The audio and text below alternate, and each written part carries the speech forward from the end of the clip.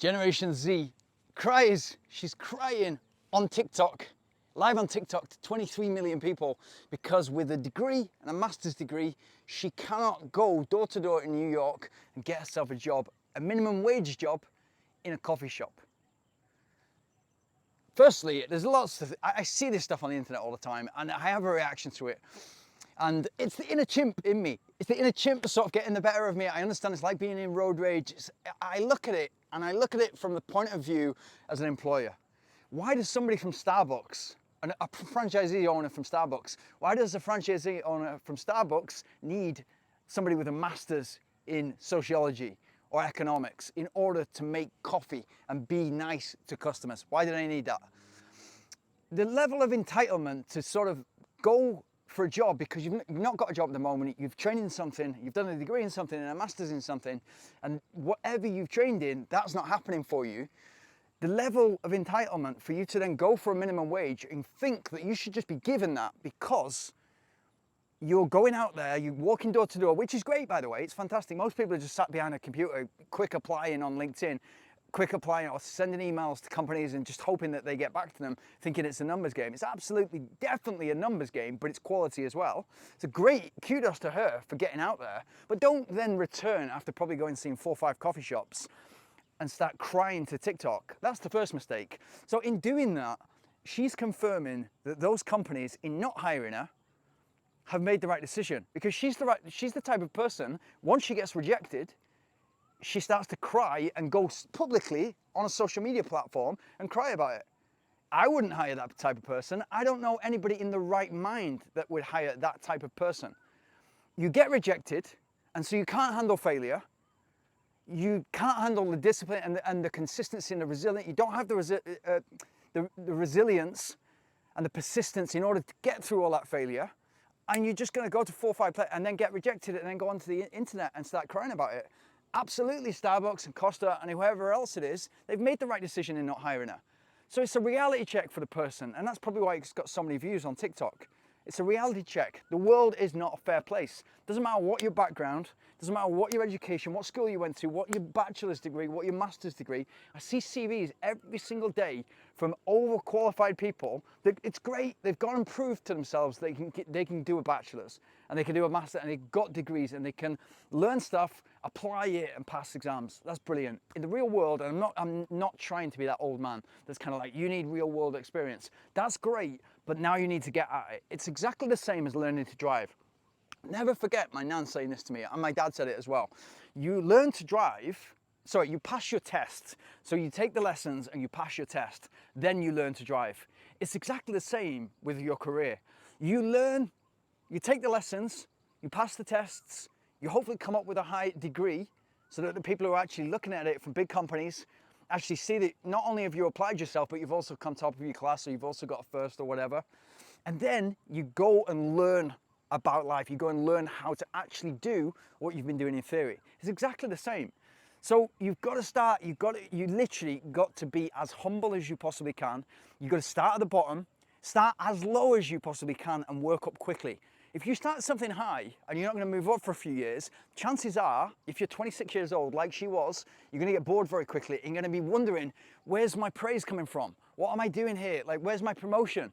And all these things. You don't want to be being like that. If you start low and you realize, okay, so I'm an aerospace engineer, for instance. I'm going to start on the shop floor on a machine and I'm going to learn how this machine component is made.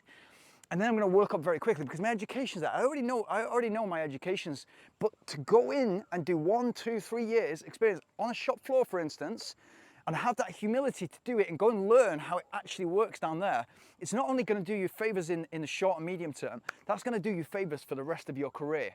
I'm not saying go into something and earn minimum wage and don't think about money and stuff like that, because that would then only be available to the people that can afford to do that.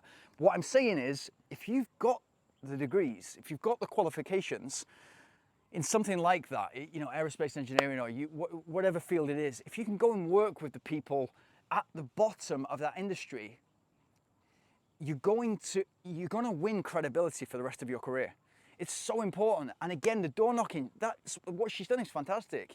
But then after 4 or 5 times, you know, going to report it on the internet and crying, it's not going to do you any favors. It's going to have the reversed effect. We keep seeing this and it keeps making headlines because it ridicules the person who's actually done that, who's actually took to TikTok, instead of doing what she should have done. I remember going to my nan when I was 13 years old and saying, hey, I need a job. I need my own money. How do I get my own money?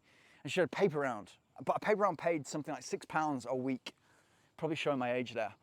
And she said, I tell you what to do. Go to every shop in these towns near where we lived. Anywhere that you can get on your BMX or your mountain bike, go to those shops and say, listen, I'm here for work, what have you got for me? And in doing that, what you learn is, you learn how to take people laughing at you. You're a 13-year-old kid, you learn how to take people, you learn what failure is like.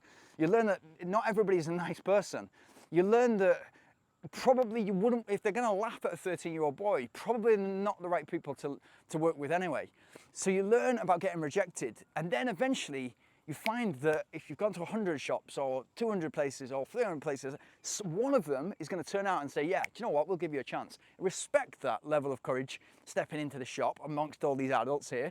If you get here on Saturday morning at 7 a.m, you've got yourself a job. And that's what happens. And then you realize, wow, this is actually, I could do this at any stage in my life. With whatever experience I have at that time, with whatever qualifications I have at that time, this tactic will always work. So when everybody's emailing CVs and sending quick apply CVs and saying, I've applied for 500 jobs today.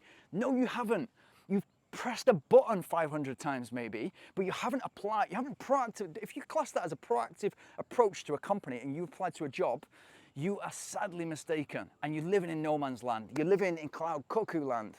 If you learn at a really young age that, guess what, it actually works, that tactic works, and to go and meet people face to face, look at the whites of people's eyes, as my grandfather would say, and actually meet people and then meet them on a human level, and then they give you an opportunity and you deliver on your promises, that puts you well ahead of most people in the world. Because most people, no matter what their age, whether they're 13 years old, 30 or 40 year olds, most people are too afraid to do that because they're too scared of rejection. So you'll get two things, and it's mainly, like with men, mainly they avoid those situations altogether because they don't want to face anywhere near ridicule, or they don't want to look silly in front of other people. Women usually deal with this in a different way. They will kind of put the nose up and say, oh, well, I was too good for the job anyway. There's two different reactions to that. And I'm generalizing, but that's generally what happens. So stop complaining to the internet about your shortfalls. Just get out there again and go for it again. And instead of asking 4 shops or 40 shops or 400 shops, do 10 times that and see what happens. Because guess what? Not only do you eventually find gold, you eventually find that job that you're looking for, which is only ever going to be a stepping stone for that girl, your approach improves.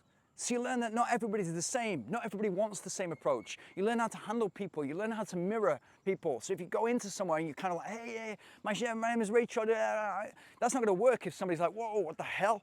Whereas if you learn in there, get the energy of the room, understand the energy of the room, understand the energy of the person and the decision maker, then approach, that's a life skill that's probably more valuable than your degree, especially if you're going to go into something completely unrelated.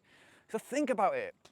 Don't complain is the short version, but don't complain, get on with it, and make sure that you keep on getting up after these rejections. Keep up, you fall, you get up, you fall, you get up.